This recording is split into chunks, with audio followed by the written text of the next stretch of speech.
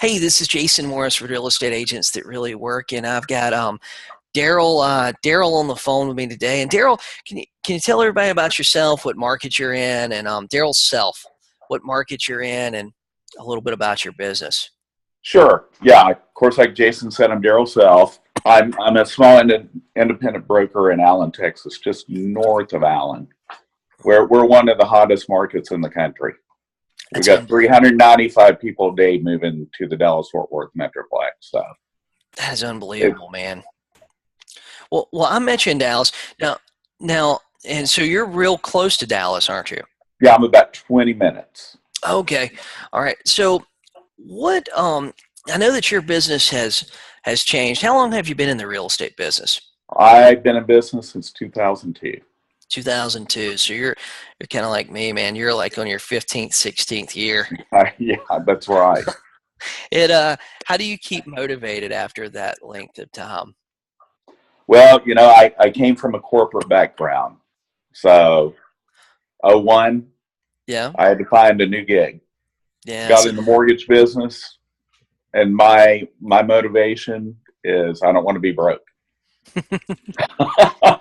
so your business has changed. I know about your business for me and you talking and stuff, but your business has changed. You mostly work with buyers for a long time. That's right. Yeah, it's buyer heavy. I didn't know how to work with sellers, what to do. I take a listing appointment, and I would just flounder.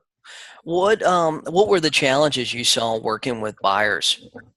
Well, you can only work with a handful of buyers at a time, Yeah. and you're all over the place. You're in the car all day long, and you don't know, are they going to buy? Are they not? Is the deal Yeah. going to go through? Is this just something for them to do on a Saturday?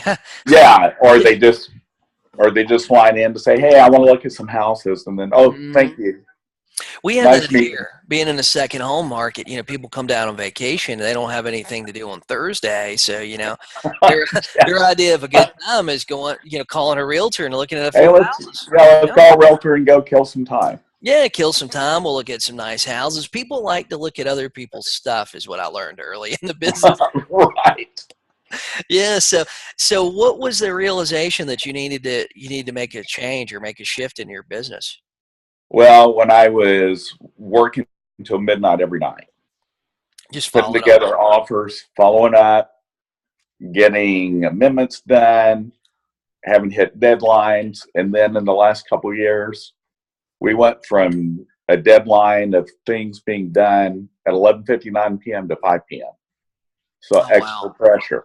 So They put a short fuse on those contracts. yeah, they sure did. And that was a result of you guys. We had that happen in our market back in '06 and '07, and it's happened again where, you're getting so many offers that, man, you don't want to give everybody a lot of time to think about it. Or Right. if you give them too much time, another offer is going to come in, and it's not unrealistic to think there might be multiple offers coming in if you Right. give too much time.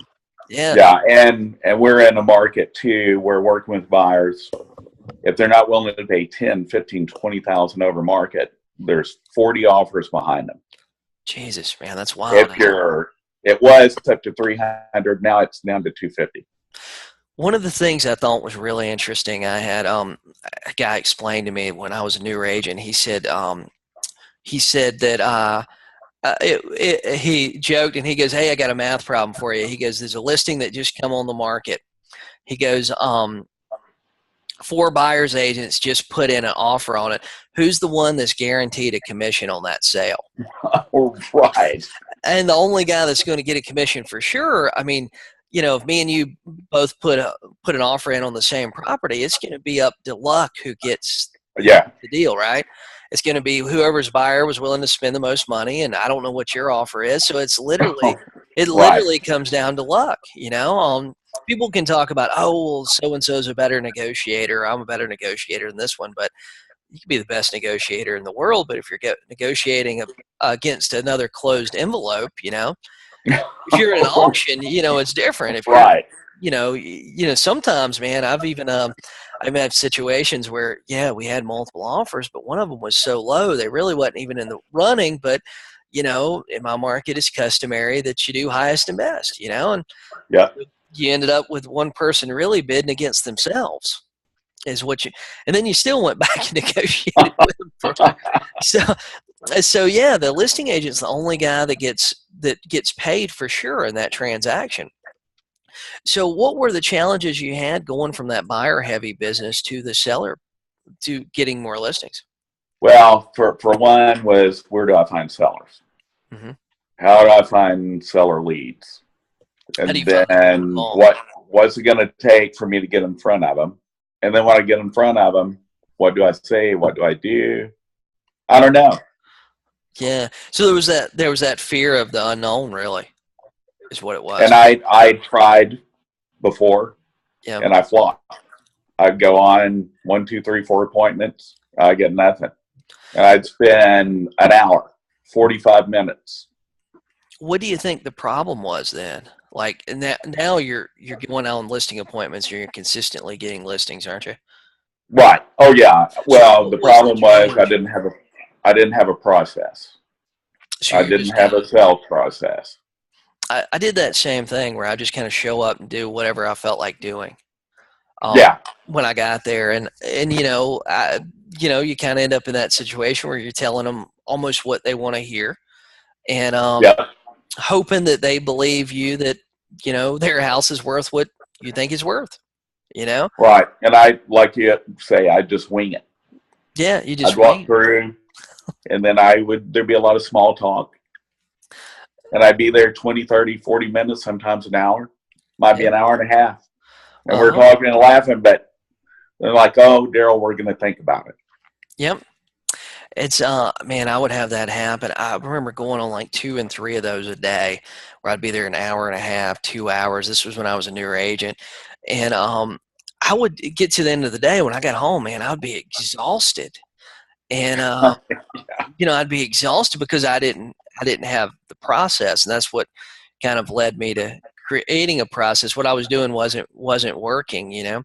So were you worried about letting go of those buyers initially? Yeah, because it's like, well, what if I don't have 1 or 2 listings, and here I had 5 buyers? Yeah. At least one of those is going to buy. What if the house doesn't sell? Hmm. What did you do to overcome that fear of making that transition?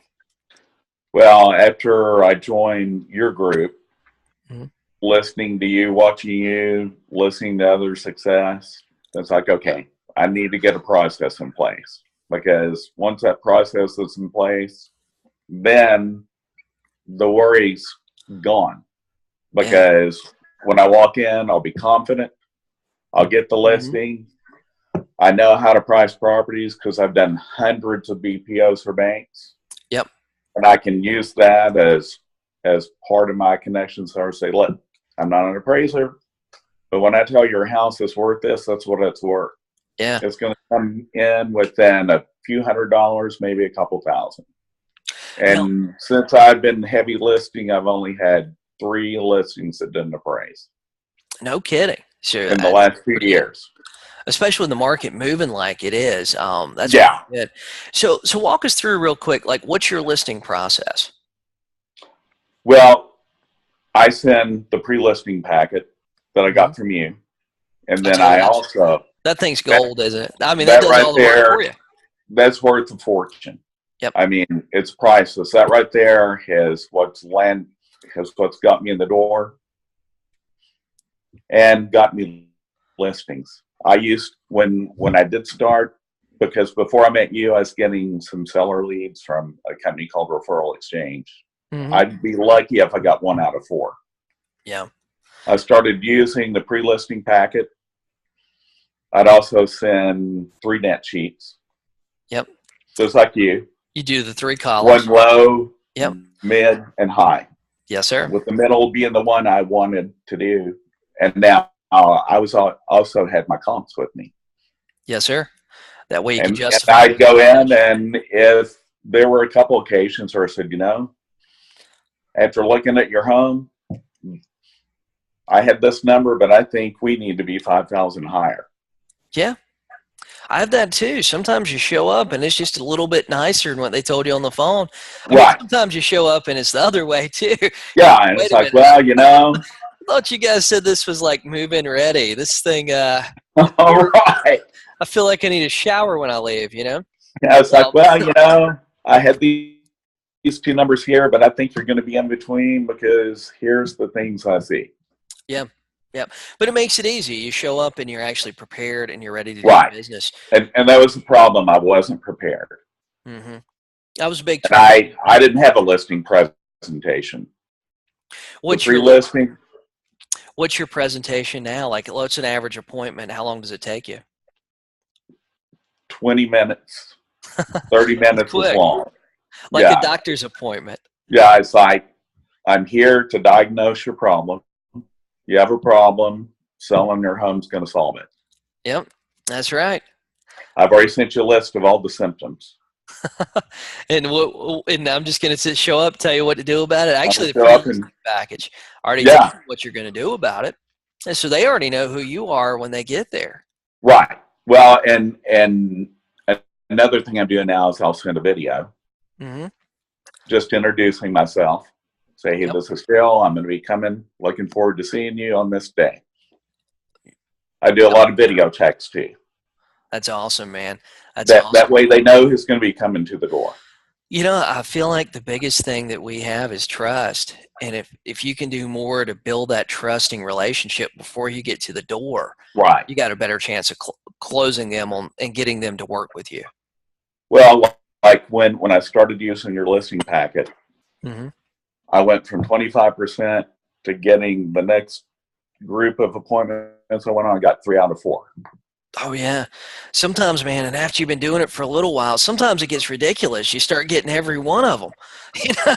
And Yeah. then Well, that creates another and problem. You got to put them in MLS and handle all the paperwork. well, and the one I didn't get, I actually called the gentleman and said, I hadn't heard from you. Did you put your home in the market? Well, yeah, we chose this company here because they had corporate connections. It's like, okay. Yep. It was a big company, but I went up against other big companies. That's the only time I lost a Of lot. course. Every now and then you're just gonna have somebody that, hey, they didn't like Oh the yeah. color shirt you wear. You know what I mean? They Oh didn't like the yeah. color shirt you wear, and they didn't like that. That hey, you drove a Ford and they're a Chevrolet person. Right. Random Well, stuff like that. and the other thing that occurred there was I broke my 30-minute rule. Mm. I was there past 30 minutes. I was there about 45 minutes. That's And something that was just too long. And I look back and said, no, I don't think it's because he went with this big broker. It's because I violated my time frame. you My overstayed process your was welcome. deviated. Yep. And I think that's the problem a lot of us have is that, most of us are like pretty nice people. Real estate agents. We're usually, Oh yeah. Typical profiles. We're pretty social people, and we're somewhat extroverted. And man, some of us we'll go stay all day. We'll go stay all day. Yeah. You know, Yeah. Fix hey, me a glass of iced tea. Let's sit down and have a cookie. yeah, That's especially all. like people from the South. I find, because Oh yeah. typically, that's how it is. You go to somebody's house, they fix you a glass of sweet tea, and next thing you know, they're cooking you a piece of pie, and and then you got there at 1, and you're looking at your watch, and it's 4. That's right. But that's something I found too was when I decrease, and it sounds like you've done the same thing. When you decrease the amount of time you're staying in their house and the amount of time of your appointment, your conversion ratio goes up. Well, because you're showing that you're in control. Mm-hmm. You're not pushy. It's like, this is a business transaction. Yeah. We have this to talk about. We need to do this. And now we need to get started in the process. And you start adding small talk in. Mm-hmm. Then suddenly you're the friend. So, you're my buddy. And I don't want my buddies to know what's going on with me financially. Yeah, and that's the thing. You go from a high stature to a low stature. Yep, that's right. you kind of get downgraded in the whole thing, and then it's like, oh, Right. well, Darrel's a nice guy, and he said that he would just help me, but Steve over here, Steve, he had a little better plan, or he didn't stay as long, or whatever it Right. is. I had that to happen too, and sometimes you go, man, like so and so really liked me, like why didn't they list with me? And the problem was, that I just overstayed my welcome. That was one of the things. Right. So how many properties do you think you've listed this year? This year, I had a lot of family issues. My mother almost Mhm. died in the summer. Yeah, I So remember my that. plan was 60. I did about 40. Wow. What was This that? next year, my goal was 98. It's 98. pretty aggressive. That's an aggressive That's goal. awesome, But man. I've got your follow-up master book sitting right next to my laptop. Awesome, man. So 40 listings, how much volume do you think that was? My average listings about 250, so it's about 10 Wow. million. Wow. So yeah, that's over $10 million worth of listings. Man, that's amazing. Let me ask you, how much I know this is a question I get a lot. How much marketing did you do to get that $10 million worth of listings? How much did you go out there spending on mail and all this stuff? Phone calls, All phone calls and phone calls. prospecting. So really, you just Yeah, paid for data. You just paid for the right. data to And call. then of course I've been in the business a while, so I've gotten referrals too. You got some referrals too, and just Right. following up and prospecting and working your sphere of influence, and past clients and that sort of stuff. Yeah, and now I actually hold a networking meeting once a month Awesome, man. that that is starting to get traction now, bringing That's me a different kind of connection. that's very cool, man. I don't think that we can. We forget that sometimes, especially when we get busy. That there are people out there that need our services. We just have to meet them and figure out who they are. Right, and it's face to face versus online Hmm. versus just a phone call, Yeah. meeting, A shaking lot of people hands. think because they went on LinkedIn and clicked, the thing to link us up together, that's networking. Or because Yeah, they send a Facebook friend request, they think that's networking, but it's it's like a really, friend versus acquaintance. yeah, it's really not. I mean, honestly, like on Facebook, you can have 5,000 friends, and not really know, but just a handful of those people. You know what I mean? And Right. it's kind of interesting. It's kind of interesting that us in the sales profession, we've all of a sudden took that on as as a uh, as a, being the sole source of networking that we're doing. So I got like two other questions for you, man. One is, being an independent brokerage, Yes. do you feel like, I have a lot of agents that believe that they think like, hey, if they were just at ABC brokerage or XYZ brokerage, that brokerage is going to give them business. Or, oh, I can't go work for this brokerage because it's not affiliated with a franchise. Do you think that being an independent brokerage has done anything to has been a detriment or a benefit to your business? I haven't found it to be a detriment. Hmm. Matter of fact, when I'm talking to people who say, well, you're not with this big box company, I say, well, most of those big boxes, you're working with the team. So Hmm. you'll probably never see the person that lists your property. You That's right. work with me. You work with me. You're my client. So So it's not you're even going to be hearing from me every week. it's never even really a factor, is it? No, I don't no. I don't I think that mean, people care about. only one listing appointment did someone say, well, I went with this big box. Yeah. I don't think nobody really cares about the franchise. They care about No, the individual person. They're working with you because you're Darrell Self and you're a right. nice guy, and they trust you Exactly. and they Right. believe what you told them. Right. Not because you have a Got it.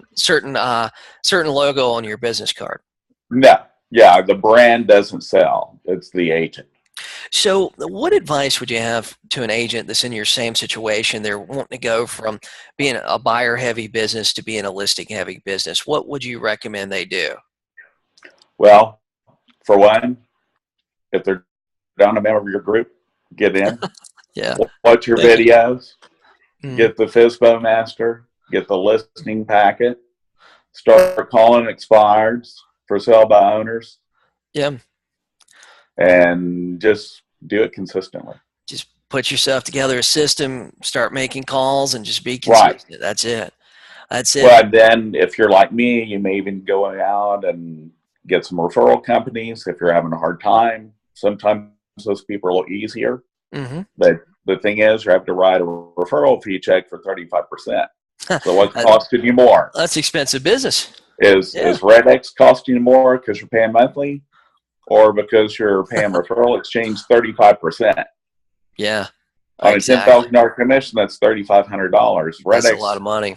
Red X isn't going to cost you $3,500 a year. You can pretty much get their biggest package for less than $300 a month. Right. Yeah. Yeah, you can get everything you need to do whatever your goal is. So cool, Right. man. Well, Darrel, I appreciate you doing this with me today.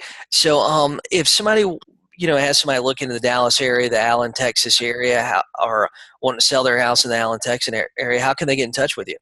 Well, my cell number is 469-438-5943, or they can just Google Darrel Self Realtor. They'll pop up. Awesome, I'm everywhere. Man. Awesome. Thank you so much.